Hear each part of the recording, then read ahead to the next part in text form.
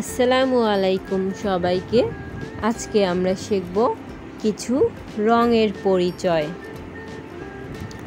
প্রথমে আমরা নিচ্ছি ব্ল্যাক কালার, যাকে বাংলায় কালো বলা হয়। এরপর আমরা নিব রেড কালার। রেড অর্থ লাল। এর পরের কালারটি হচ্ছে গ্রিন। গ্রিন অর্থ সবুজ। এরপর আমরা পার্পেল কালার নিব।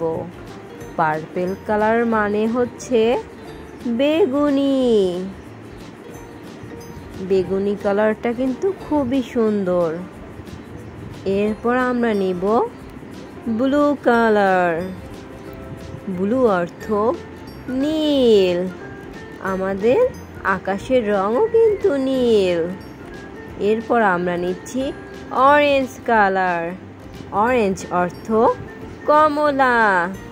আমরা যে কমলা খাই সেটা কিন্তু অরেঞ্জ কালার। এরপর আমরা নিয়েছি ইয়েলো কালার। ইয়েলো অর্থ হলুদ। এরপর আমরা নিচ্ছি স্কাই ব্লু।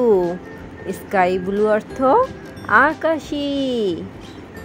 সর্বশেষ যে কালারটি সেটা হচ্ছে ডার্ক রেড, বা এটাকে আমরা ব্রাউন কালারও বলে থাকি, যার বাংলা অর্থ হচ্ছে খয়েরি।